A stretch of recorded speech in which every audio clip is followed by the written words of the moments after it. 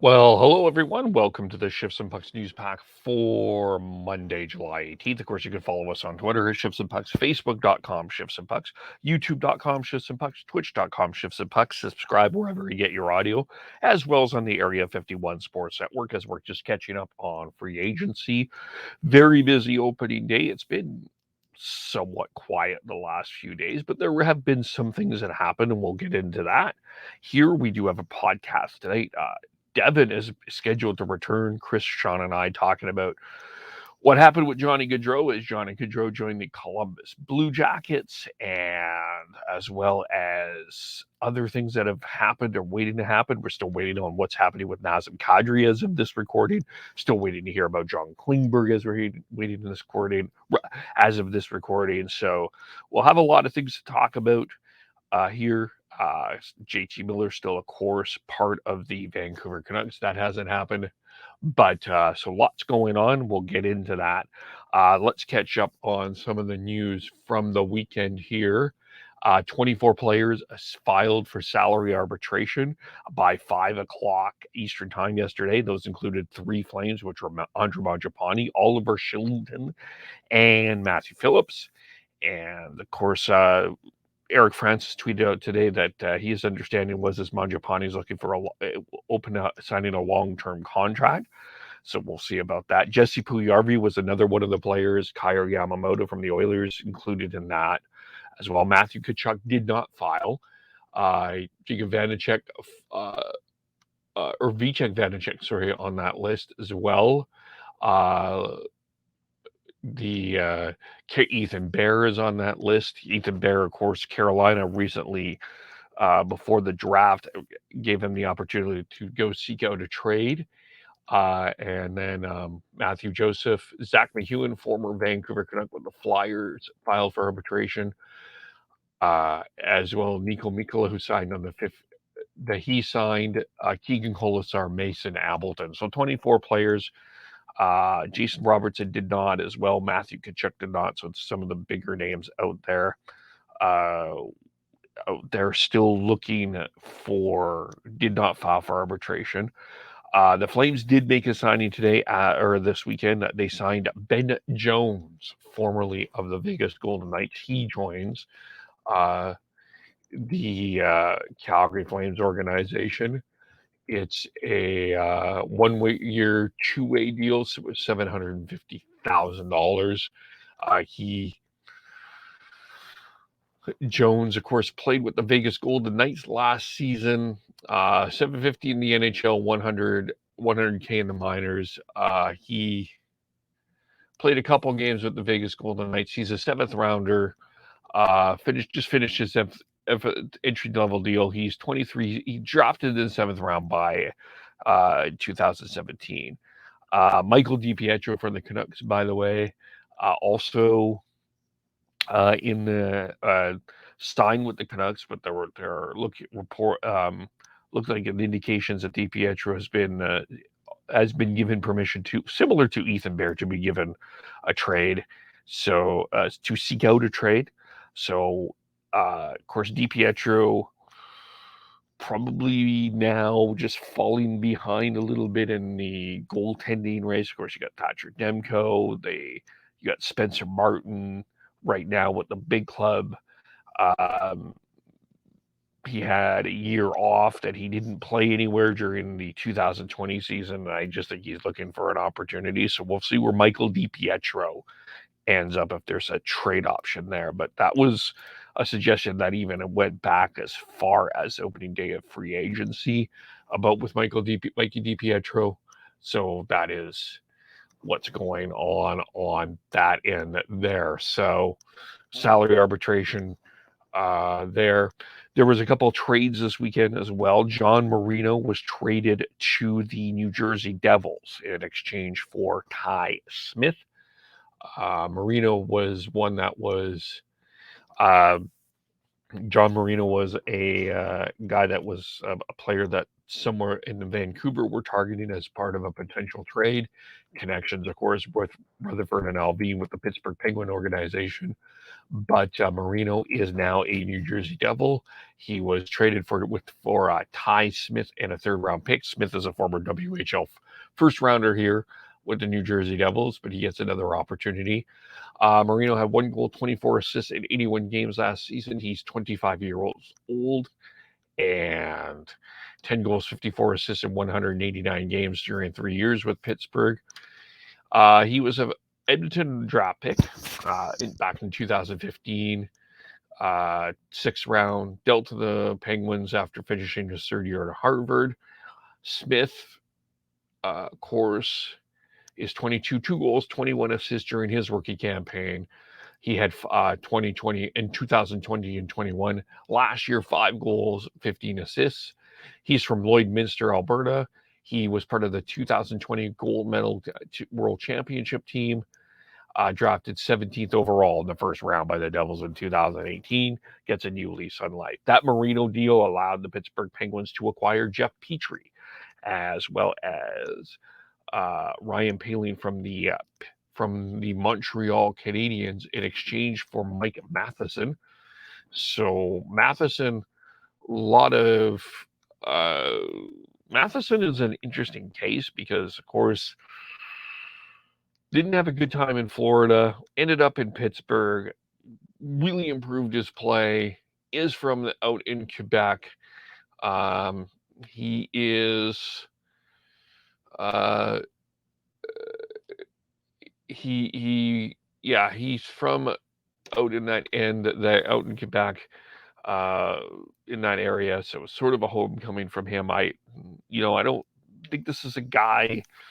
You lose Alexander Romanov in the New York Islander trade and during the draft. He's a potential replacement.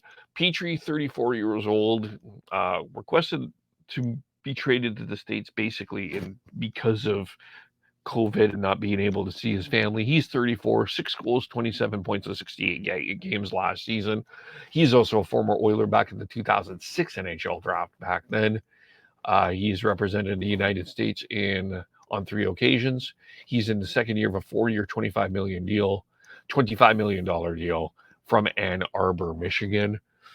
Ryan Poehling, part of that deal as well. And so that is a couple of trades that happened this weekend. The Oilers, speaking of just following on that Oilers trade, the Oilers signed Matthias Janmark to a 1-year contract. He will join the Oilers here this year. He signed 1 year, $1.25 million. Not a risky signing for the Oilers at all. Probably I would have to say, a pretty good signing. 9 goals, 16 assists, 25 points, 21 penalty minutes last year in 67 games. He gives you some depth. He was 79th overall back in 2013 NHL draft by the Detroit Red Wings, traded to the Stars in 2015.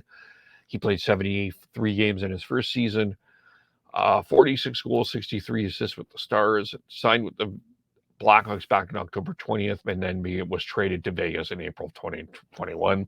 Good depth signing for the Edmonton Oilers. The Toronto Maple Leafs were busy. They signed a couple of Jordy Ben and Victor Mente on defense to 1-year deals. They also signed former Flame Calle Jarnkrok to a 4-year, $2 million AAV deal. Jarnkrok, of course, played for the Flames, was acquired from the Flames from the Seattle Kraken last trade deadline. Never scored a goal with the Flames, but interesting signing there as Calle Jarnkrok moves on to Toronto there as well. So that is some of the other deals. Josh Norris as well. signed an 8-year, $63 million agreement extension with the Senators as the Senators continue to be busy building that team, getting Norris in. Of course, they brought in Alex DeBrincat in the trade and Talbot in the trade, and then signed Claude Giroux to free agency. So the Senators were busy there as well. So we've got that happening, and then of course we've got also Hockey Canada. I wanted to just finish that up here, following up here as the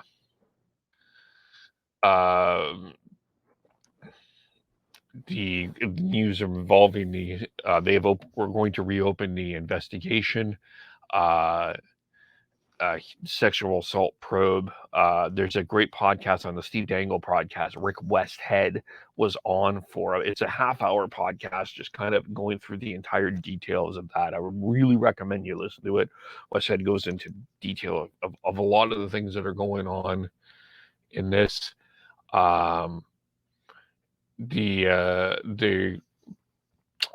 This time, the expectations is every player that was part of that team will be required to be part of the investigation, and as well, before they were encouraged, not required. This is now a requirement.